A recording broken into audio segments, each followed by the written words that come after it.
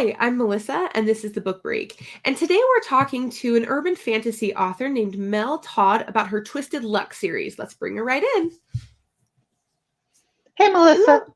Hi, Mel. So I started reading your series a few weeks ago and I absolutely love it. So for anyone that hasn't had the opportunity to read it yet, the first book is called My Luck. And there it is. This is the book number one. And this is the book that hooked me. And now I just can't stop reading your series. So tell us a little bit more about your series, Mel. Well, I've always had this idea of somebody who weird things just happens to them all the time, and they have no idea why these weird things are happening. And so I started trying to figure out how could I create a world where this one person just has this really run of twisted luck. And I kept pulling and pulling and pulling. And this is the series I came out with. It should probably run to about 10 books in the series, but it all follows a young woman named Cori Monroe who has to make it through life with all of these things happening to her. And sometimes they're really cool things, as you'll find out later in the series. But it's also, she tends to be the living embodiment of the Chinese curse, may you live in interesting times. She constantly finds herself in the middle of things that she's going, I'm not the right person. Why should I be dealing with this? And she doesn't have a choice. And it's really a lot of fun. Yeah. Yeah, I agree. And I know like they kind of nickname her in the book Cori Catastrophe because catastrophes follow her wherever she goes.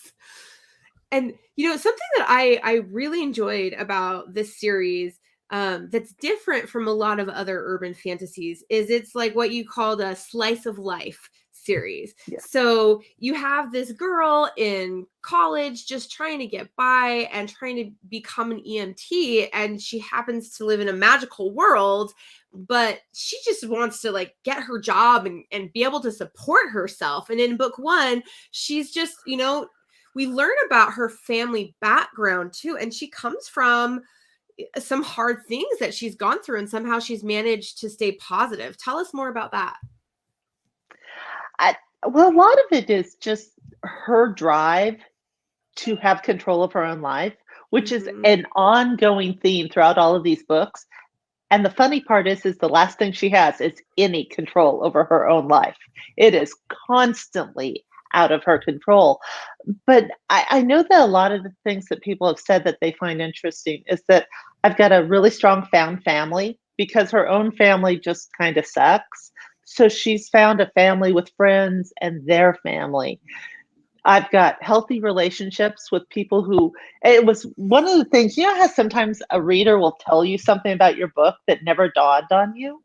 She actually had the ability to look at her family and go, "You're toxic and I'm done." And you saw that she went, "No, I'm going to make my own life and I am not going to kill myself trying to make you love or want me." Yeah, And I that's, really like that. you know, well, it's just sometimes that's what we have to do. We have to decide that I can't do anything about what you've chosen to do and keep going. And then, of course, her life just gets more and more complicated. But one of the things I'm having fun with is when you're in high school, and it was a long time ago for me, I will freely admit this, but it's kind of like that thing of, you know, how as little kids we're always talking about, oh, we want to grow up because grown-ups get to do this. They get to go to bed when they want. They get to eat what they want. And then when you're a grown-up, you find out that it kind of sucks. Corey's finding out the more she grows up and the more she finds out about the world around her, that all of these things that she thought she understood how they were, they aren't that simple. And that's what magic and politics and everything else is all of this stuff that keeps unwinding. And she gets older as the series go through. This is not a series where it starts at her at like 19, 20. The last book that I'm getting that's up for pre-order right now, she's 30. So she is growing older and her opinion and the way she views the world is changing. Yeah. Yeah, and I like that because it's you grow with her. You know, you follow her from just starting out in college and then you're moving forward as she goes through a lot of things. And I think that's really good. And I love that you put in this series the found family. I think, you know, as adults, you know, we love our families and everyone comes from a different background, but when you move away from your family, you kind of oftentimes have a found family. And that bond is really strong. And I love that. And I Oh, love yeah. her best friend, Joe. Oh my goodness. I love her best friend, Joe. I'm just like, that is just such a lovable character that I think it's so awesome that you put these are best friends and they're there for each other and you can have that. Talk to me more about like what inspired you to write Joe. And, I've had the luxury of having a couple really good friends throughout my life. And I realized that even if Cori doesn't know she needs this, she needs somebody in her life who she can always count on, who's always going to be there for her no matter what. And Joe kind of just sprang into life full form. And at first, I had played with the idea, well, maybe making it a friends to lovers sort of thing. And I realized that just didn't work for them. That there's a line in one of the later books that Joe's mother is talking. She's like, Joe came home and said that she found you and she's keeping you. Yeah. So we knew from that point on, you two were a thing. And it's the idea of actually just having somebody who's uh, it isn't a sexual relationship between the two of them, but they are in many ways soulmated in that they are going to be best friends for life. And I Yeah. hate the trope of, oh, I'm your best friend, except you find out at the end of the book that they've stabbed him in the back and everything.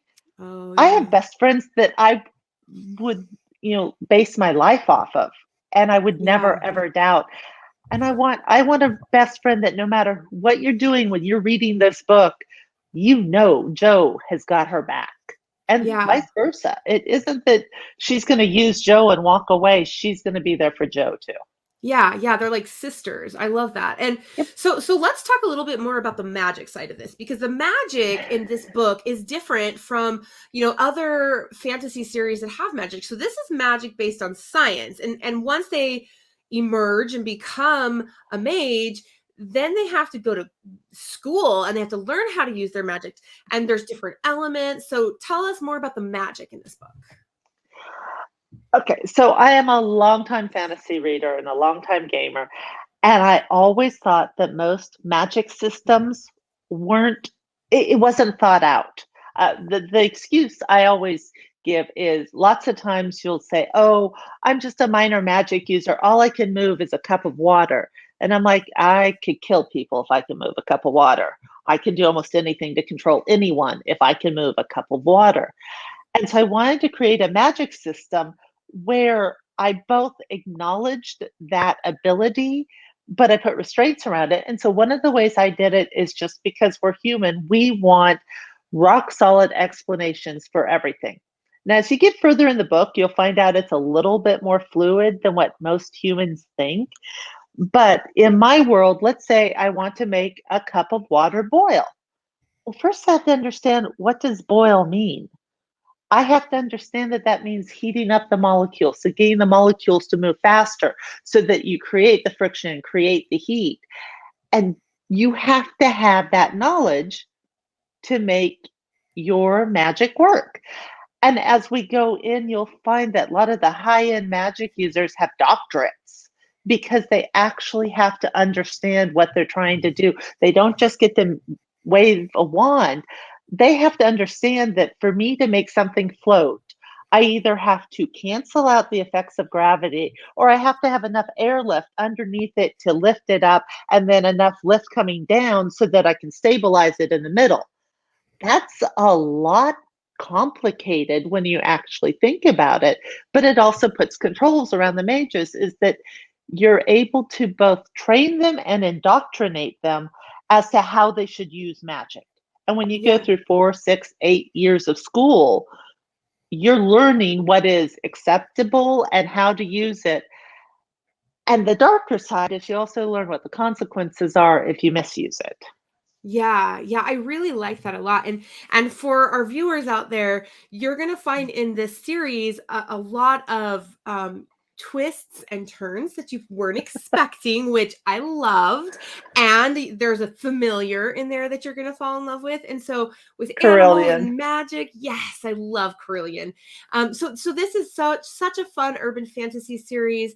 And Mel, where can they go to learn more about you? Well, right now, all of my books are available on Amazon because I'm in Kindle Unlimited. So if you're paying your monthly fee, you already own my books, go read them. Yay. But you can also get paper and you can get the first three books are in audio. They're available on Audible, Findaway, your local library, all the audio books. I am doing the entire series. It's just producing narration for audio takes much longer than Yeah. making it available for ebook. So book 4 is with the narrator right now.